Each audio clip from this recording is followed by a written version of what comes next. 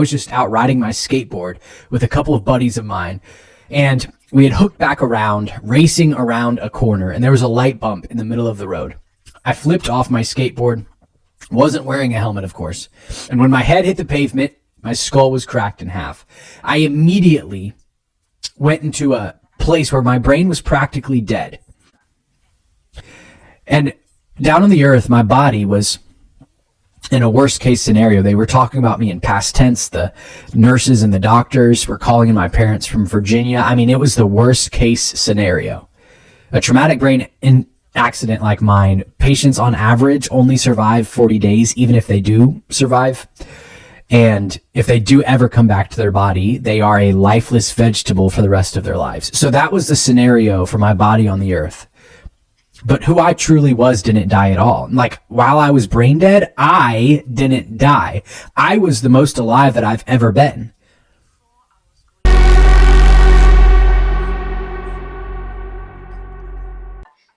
I have a wonderful guest with me here today for our interview session. You're welcome. Can you tell us about your vision to hell, what you saw, and how was it like? 4 years ago, after my accident, I saw Jesus face to face, and he looked nothing like what I was expecting. I'm going to be describing the details of my encounter with him in heaven here on this video that you're going to want to stick around until the end for, because I'm here to tell you, heaven is not just a location.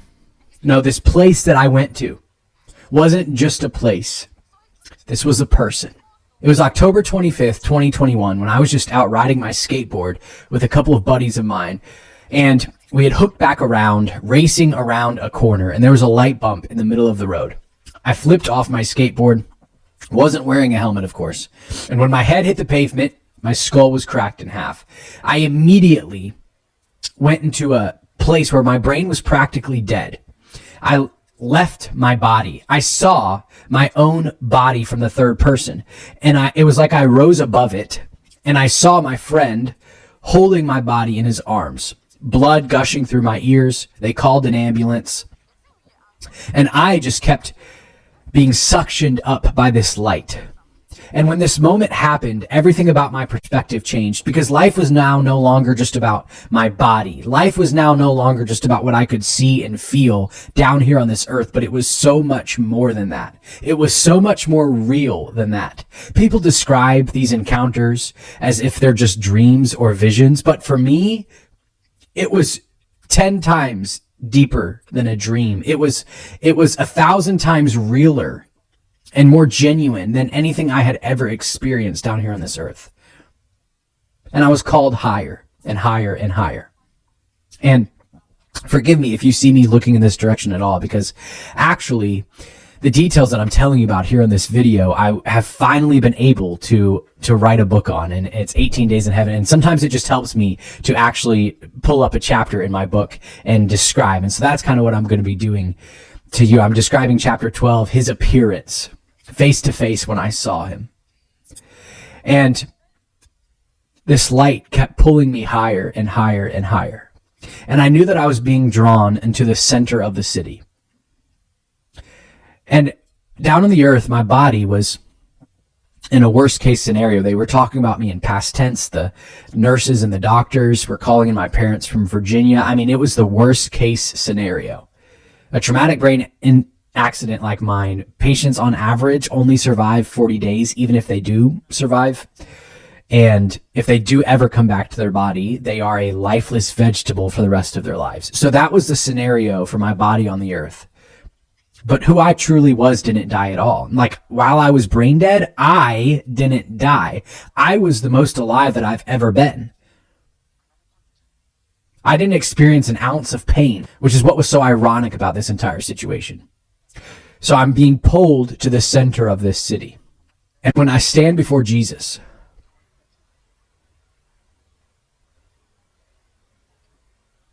everything changed. His appearance was something that I was not ready for, and certainly had never seen before down here on this earth. I'm here to tell you, every show, TV, picture, artist, like, honestly, none of them do justice to the person I encountered. His eyes were flames of fire. And I found myself as a soldier free falling into the deepest ocean of liquid love that you could ever find.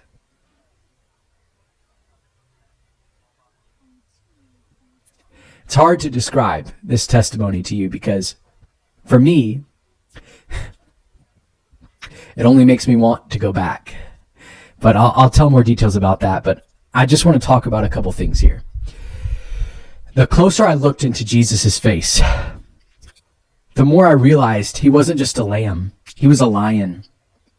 He was masculine. He rolled up his sleeves. He wasn't soft. He wasn't nice. He wasn't malleable to the world. He didn't change his opinion. Like the Jesus I encountered was a man. And his skin color was both bright light, like pure light, not just like artificial light, not just like light from the sun. I'm talking about light that pierced every spectrum of color that I've ever seen before. Light that pierced into the deepest place of my soul. Light that was pure, unadulterated, untouched.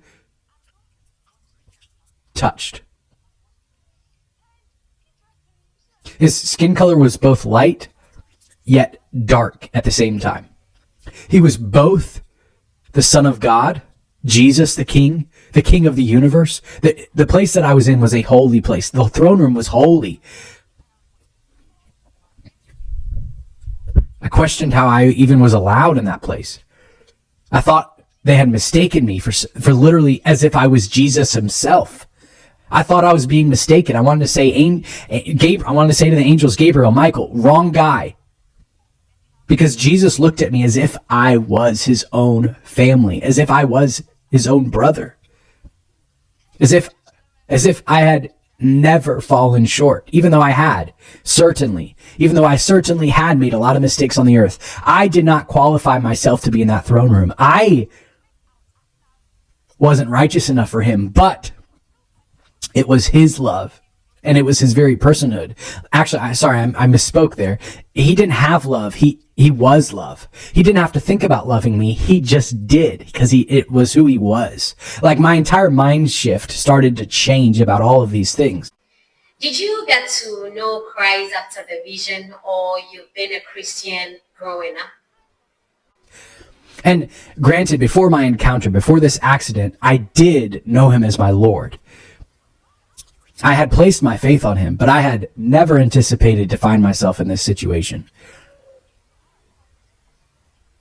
And when he looked at me, it was as if God was looking at Jesus, but Jesus was looking at me.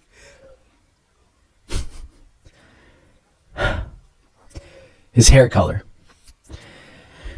I remember his hair being medium length, certainly not long or feminine. The most absolute and extravagant white light of fire breathed from on top of his head. In Revelations 1:13, people question a lot of these encounters, but it's written in scripture. Walking among the lampstands, I saw someone like a son of man, wearing a full-length robe with a golden sash over his chest. His head and hair were white like wool, white as glistening snow. His hair was the color of glistening snow, a snow that was innocent and pure, straight from the skies of glory. His hair color and his skin color almost matched, yet they differed at the same time. He was both still 33 and a half years old, yet he was also eternally old. It was unlike any other white I'd ever seen.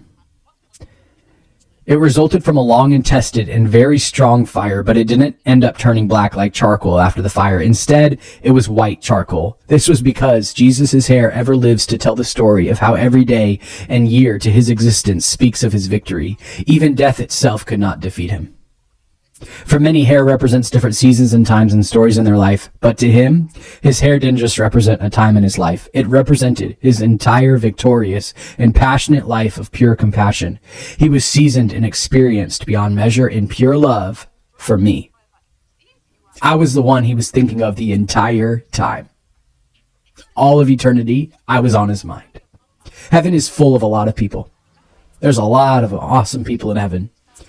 But honestly, I encountered a Jesus that had only been thinking of me the entire time. Like, he was so focused.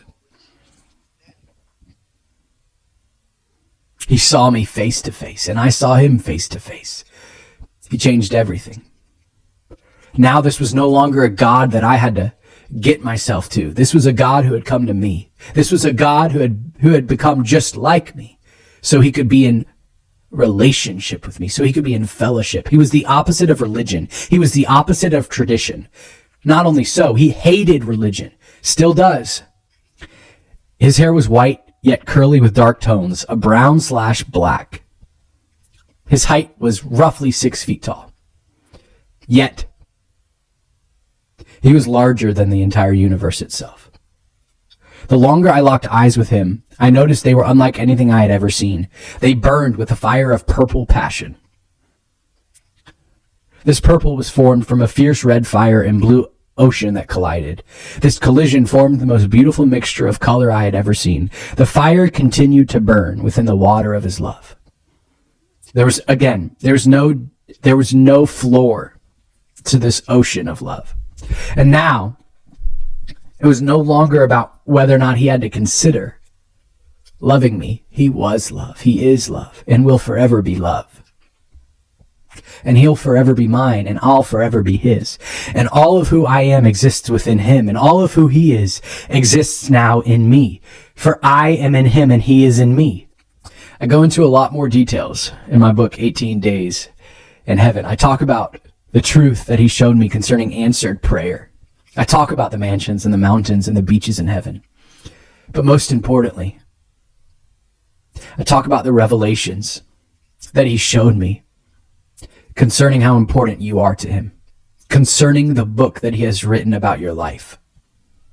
It's very important you understand you are not here on this earth by accident. He ended up sending me back to the earth and told me, Gabriel, I want you to go back and tell my people who I really am. They must understand the truth of who they truly are in me. How would you explain this encounter? How was it? And after roughly 18 days on the earth, my body was right on the brink of never coming back again. After those 18 days that I was in that coma, Jesus sent me back to my body. And I woke up and I was miraculously healed. And I've been telling the story ever since. Thank you for sharing with us, and thank each and everyone for watching. Let's seek discernment and more clarification on this revelation or vision. Thank you so much for taking time to watch and listen to this wonderful visions on our channel. Kindly send your own visions, your own dreams and revelations to us. It can be a text message, it can be an audio recording, it can be a video recording. Do share with us via our email, beyondvisions@gmail.com. And please subscribe to this channel to help YouTube push to more audiences, to propagate the gospel, to save other believers elsewhere. Thank you.